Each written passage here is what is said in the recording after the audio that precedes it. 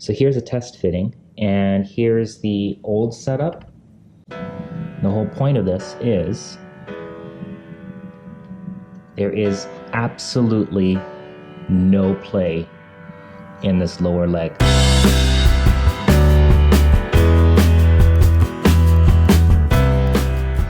And the trick to it all, it's actually not really rocket science. Basically spreading out this gap. So the wider the spread between the bearings holding this shaft in this interior compartment here, in this interior channel, the straighter it can actually hold it. So if we move over to the previous design, in the previous design I was trying to make the most of the shaft length and have that gap. Basically there's one bearing right here and there's another bearing right here. So you see that gap is basically the thickness of my finger, more or less. Versus the new design where here's the same finger thickness. You can see it's, I don't know, 4 times the thickness, 4 times the distance between the bearings. Now I don't know if it's actually necessary for it to be as strong as it is right now, but I am thrilled to see that I can get it to really, really stay straight. So you remember my episode yesterday, I was trying to kind of improve the firmness of the tires, but I was lacking the material to do it.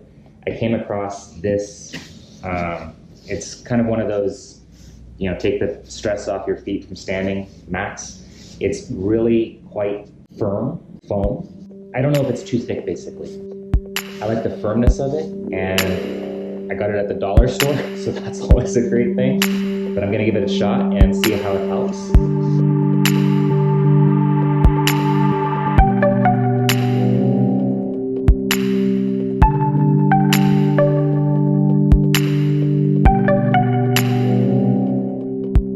So I managed to get it in there, and it definitely seems to help, but not as much as I thought it would. But I've introduced another problem.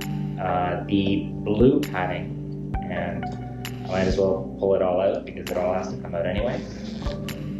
The blue padding that I had in there originally to try to firm up these tires is now too short. Because basically with all the additional padding that I just introduced,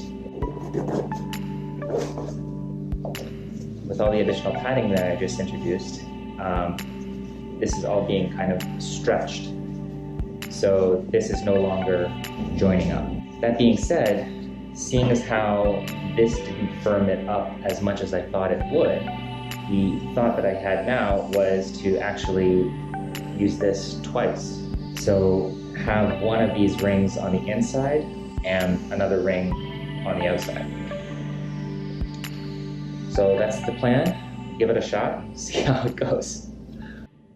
So I've managed to do it. This has now the original kind of beige, light colored foam in it.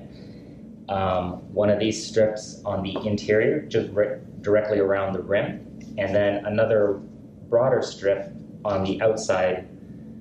So basically that original foam, that squishy one, is kind of sandwiched between 2 layers of this firmer stuff.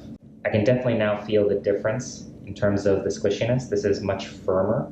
So I don't know if this will be the solution or not. It's definitely an improvement. The other thought that occurs to me is basically to get rid of that squishy foam that's in the middle completely and use this stuff exclusively. That would definitely give me a very firm wheel and tire combination. I don't know. But yeah, it's an improvement. I mean, I created this problem for myself by choosing to use these sorts of tires and not, you know, hard wheels that a lot of robotics projects will use for a variety of reasons. It's the better option. But, you know, I do want ROVer to have a cool factor as well. And I think using RC wheels and kind of a blend of robotics and remote control stuff and hobby stuff, it's just fun. And really that's what this project is all about for me. It's learning and it's fun, and these are more fun than the correct wheels. Yeah, so we've got one of the new foamed tires over here with the kind of proof of concept modified lower leg assembly here versus the old assembly here with the old padding in there. It's all quite time consuming to put together, but we've got this one all in place. And here's what I wanted to show you guys, which I'm quite pleased with. If I lift up this previous one, what I want you to look at is the alignment of this shaft and the camber on the wheel. And by camber, I mean whether the kind of the center line of the tire is vertical or if it's off vertical. So for example, if I lift this and you see what I mean? And that has nothing to do with, me tightening stuff down here. It's actually all as tight as it can be. The problem is that there's play in the bearings here. There's one bearing here and one bearing here that are clearly too close together, as we saw a moment ago, which is allowing that shaft to move slightly. And basically the height here just accentuates that. So the problem that creates is not only that we've got some motion, but that the tire then, because of its size and because of its distance from this point of rotation, point of engagement, it rotates quite a bit more. By comparison, if we move over to the new design, what we see here is if I lift this up, there's no motion at all in the lower leg. If I move this, this is actually not moving here. It's the whole kind of just rubber on the floor here that's moving around. But that just makes my point that much more, which is that no matter by grabbing here, I'm actually moving the entire robot, not this part of the leg. Whereas over here, I was moving the lower part of the leg. And what that will mean ultimately is when ROVer is driving, he's going to be driving more in a straight line, or in general, more accurately to where we want him to go. So 3 down, 1 to go.